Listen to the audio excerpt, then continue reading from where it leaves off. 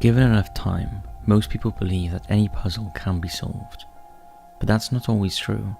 There are some mysteries out there that just cannot be explained. Of course, the best mysteries are those involving anything paranormal, whether it be the occult, ghosts, or witchcraft. In this video, we'll be taking a look at 5 true stories of the supernatural that will quite literally scare you to death. Now, before we begin, we'd like to say a special thank you to this video's sponsor, Established Titles.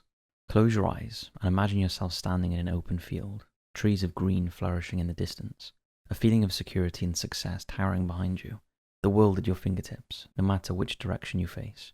You've just established your very own plot of land, owning a space that belongs solely to you and you alone.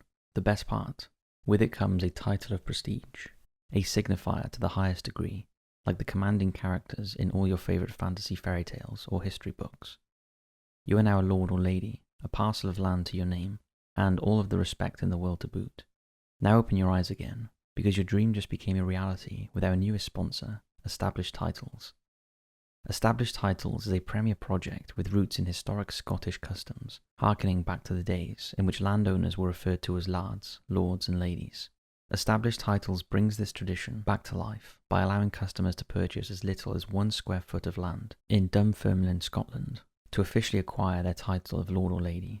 And to add to that, for every order they receive, Established Titles will also plant a tree through charities such as Trees for the Future or One Tree Planted, an endeavour meant to preserve the jaw-dropping, wondrous woodlands of Scotland and support the afforestation efforts seen around the world.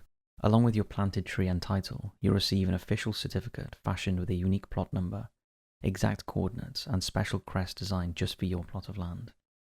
With this certificate, you'll be able to legally add the lord or lady title to any official document, such as credit cards, plane tickets, or even dating profiles, for those of you looking for companionship. It's the perfect last-second gift idea too, especially for those passionate about their Scottish heritage and looking for a way to honour it. So what are you waiting for? Get the respect you deserve, stake a claim in the name of environmentalism, and turn your fairy tale into a reality by becoming the lord or lady of yesteryear, and buy some Scottish land through Established Titles.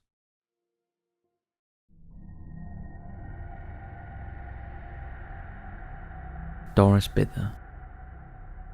Sadly, Doris didn't have the best childhood. She grew up in an abusive home in the Midwest of America. Her parents were alcoholics, and as is often the case with neglected children, Doris grew into a rebellious teenager. At the age of 10, the family moved to California, and it was there that Doris became fascinated with the paranormal. She started to drink and take drugs, as well as taking part in seances and using an Ouija board. Doris was thrown out of the family home and disowned by her parents. What followed was a spat of failed and often abusive relationships. In 1974, at the age of 33, Doris walked away as a single mother with 4 children from 4 different fathers. Her 3 sons were aged 16, 13 and 10, and her daughter was 6 when they moved into a rented house on Braddock Avenue in Culver City, California. It's claimed that just after the family arrived, a strange elderly woman knocked at their door. She told Doris, "You need to get out. I used to live here in this old house, back when it was just a farm and I was a little girl. There is something very evil here. The place is haunted and you need to get out." With no more explanation than that, she turned and walked away. It was after this chilling message that the infestation period began. There were creaking noises in the middle of the night when everyone was in bed. There were strong smells of body odour, disembodied voices and footsteps. Then the poltergeist activity began. Lights were flicked on and off, and objects such as a candelabra and a fuse box, which was ripped from the wall, were thrown directly at Doris. Soon apparitions started to form in the house. They were just shadows to begin with, but then began to form into human shapes that would sit in the corner of the room and just watch. Shortly after the first attack occurred, whatever was in the house began to bite, slap and punch Doris. Then things began to escalate, and Doris claimed that she was held down by 2 male spirits, whilst the others sexually assaulted her. Her eldest son Brian verified the attack, which he heard from the next room. He also saw the bruising on her body and inner thighs. He said there were times when he could see and hear his mother being slapped, picked up and thrown. Other family members, neighbours and friends also reported seeing objects being thrown around the home, and experiencing biting and scratching from an unseen force, even during the day. Doris was in Hunter's bookstore near the UCLA campus when she overheard a conversation between Dr. Barry Taff and Kerry Gaynor, who were two parapsychologists from the university. They were discussing their research. Doris approached them and asked for their help. Intrigued, the research team spent 3 months in the house on Braddock Avenue. On arrival, they first noticed the overwhelming smell of rotting flesh. It was the middle of August, and although the rest of the house was warm, Doris's bedroom was noticeably icy cold. There was no air conditioning in the house, so this could not be explained. Some team members reported seeing bruises and bite marks spontaneously appear on Doris's body. After encouraging Doris to berate the spirits, they saw intense orb activity with bright flashing lights all around her. Then they saw a swirling green mist that seemed to be trying to manifest into the upper torso of a man before vanishing.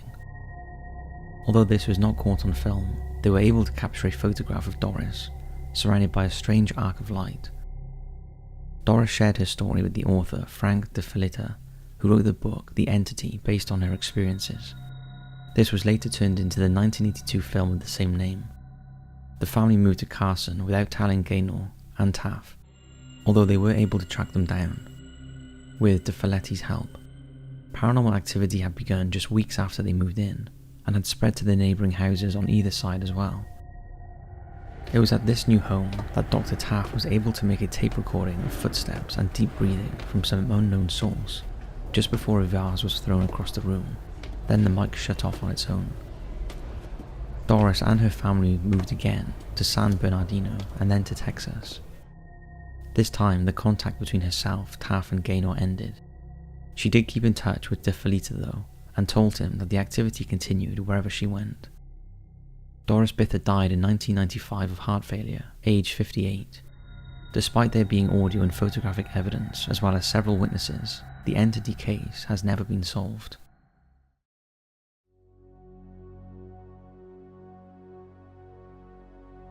The Phantom Whistler. The first time Jacqueline Caddo heard the wolf whistle was in February of 1950. Jacqueline was just 18 and lived in Paradis, Louisiana. Every night she would hear the whistler from beneath her bedroom window. Her family searched the gardens and the nearby street, but were unable to see the mysterious stalker. Things then went from bad to worse when Jacqueline became engaged to State Trooper Herbert Balsam.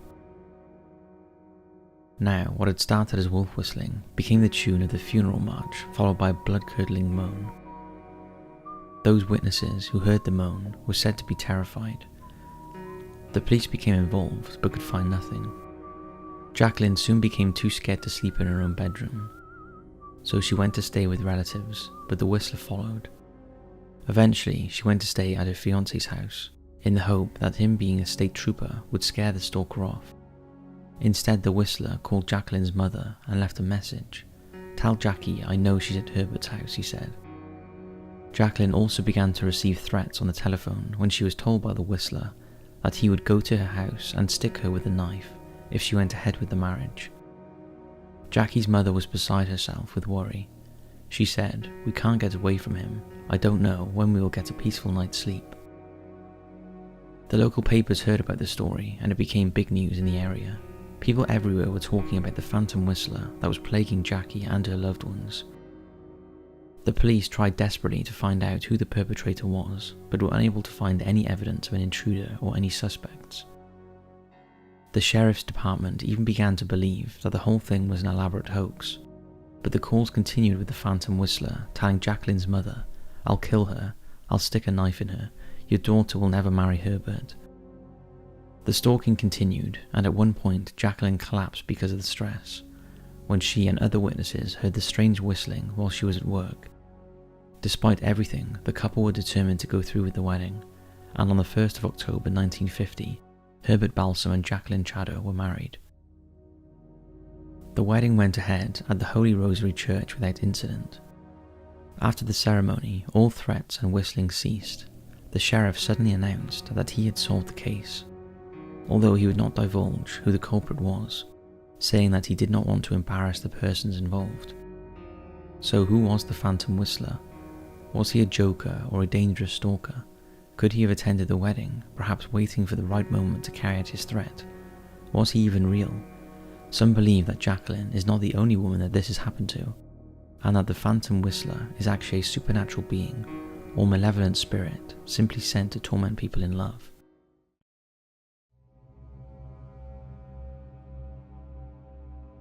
Netta Fornario. Nora Emily Editha Fornario was born in Cairo, Egypt in 1897. After her mother's death, she was brought up by her wealthy maternal grandfather. She was described as being of Mediterranean descent, half English. Her mother was born in Manchester, England, and half Italian. Her father was a doctor from Italy. She was also said to be highly intelligent. Netta, as she preferred to be called, attended a ladies' college in Eastbourne. As a teenager, she spent some time in Italy, and on her return to England, she became involved with the ceremonial magician Dion Fortune, and became a member of the Alpha and Omega Temple, a secret occult society and a branch of the Golden Dawn. Netta believed that she could heal people. She dabbled in mystical practices such as tarot reading, ritual magic, and telepathy. The small island of Iona lies off the west coast of Scotland. It has long been known as a religious and mysterious location. It is said to be a thin place, an area of energy where the veil between this world and the next is particularly fragile. St. Columba built a monastery there in 563, and it was believed that the Book of Kells was crafted there. Columba banished all cows and women from the island, stating, "Where there is a cow, there is a woman, and where there is a woman, there is mischief." Netta became fascinated by a story about the small Hebridean island. In the story, the monks had burned a fairy near Loch Staonig, who they had mistaken for a woman. Iona also has connections to the Druids and is supposedly inhabited with many ghosts, as well as sea fairies and other elementals. In the late summer of 1929, Netta, who was now 33, left her home in London and arrived on the island looking for accommodation. She found lodgings with a woman called Mrs. McRae. During the day, Netta could be seen wandering around the island, roaming the beaches and moorland. At night, she would try and reach the spirits by going into a trance. She spent many months on Iona until late autumn, when she sent a letter to her housekeeper back in London, saying that she would be out of touch for a while because she had a terrible case of healing. Whether the healing was for herself or another person is unknown. On Sunday, November 17th, Netta began to frantically pack. She told Mrs. McRae that she had to go back to London because several people were telepathically attacking her. The ferry service did not run on a Sunday, so Netta was forced to wait. Later, after calming down, she told Miss McRae that she had changed her mind and would stay on Iona indefinitely. The next day, Mrs. McRae noticed that Netta was missing. A search began, and Netta's body was found on the afternoon of Tuesday the 19th. She was found lying on a ferry mound to the south of the loch. She was wearing a long black cloak, but was completely naked underneath. There were several unexplained deep scratches on her body and the soles of her feet. A large cross had been cut into the turf nearby with a dagger which was still at the scene. The local doctor, unsure of the cause of death, thought that she had probably died from exposure or heart failure. She was buried on the island at the request of her family. Stories spread across the island of strange blue lights being seen near her body, as well as a man dressed in a long black cloak. Her friend Diona believed that Netta had been murdered through a psychic attack by the leader of the Alpha and Omega. Had Netta been seen by the islanders as a witch, and had they murdered her? Had she been running away from somebody, or had her heart stopped during some sort of occult ritual? The mystery of her death is still unsolved.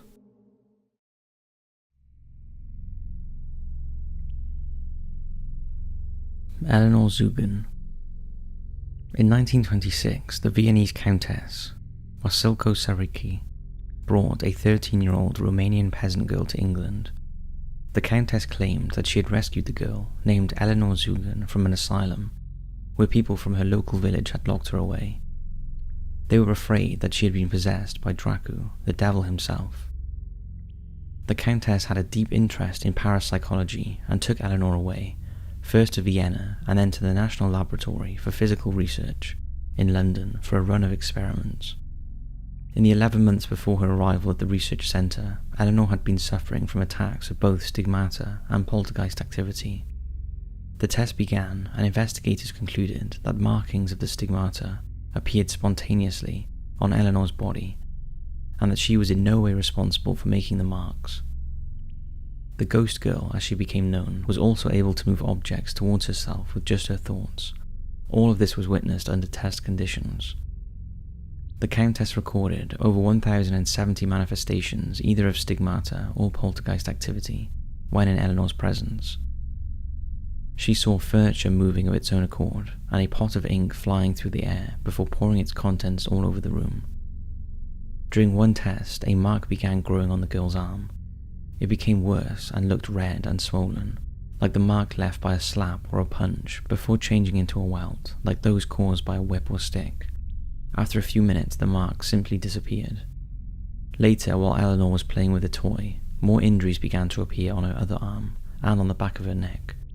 No one was near her at the time, and her own hands were being used to wind up the clockwork cat. In another instance, deep teeth marks suddenly appeared on the girl's arm. They slowly faded, but were still quite visible an hour later. Elenor was illiterate, but began to perform automatic writing one day. She wrote in Romanian on several sheets of paper and was able to tell the laboratory secretary that her lost keys were in the pocket of her coat. In their final report, the NLPR found no deception, but concluded that Eleanor's own subconscious was the cause of her stigmata. They believed that when she was very young, the Romanian peasants in her village had witnessed her telekinesis. They were so afraid and had threatened her with all the things that Dracu would do to her. Subconsciously, her mind became obsessed with the idea of biting and whipping. If this complex could be removed, then she would no longer be troubled with her markings. The issue of her telekinetic powers was, however, more difficult. The researcher could not find any reason for the cause of her kinetic ability. They could only prove that it did actually happen. As she grew up, the supernatural activities surrounding Elenor ceased. She returned to Romania and settled in, where she married and led a normal life.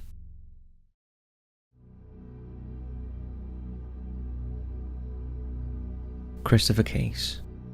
35-year-old Case had everything going for him. It was April 1991, and he was an executive at a music company based in Seattle. He made decent money and was happy both with his work and home life.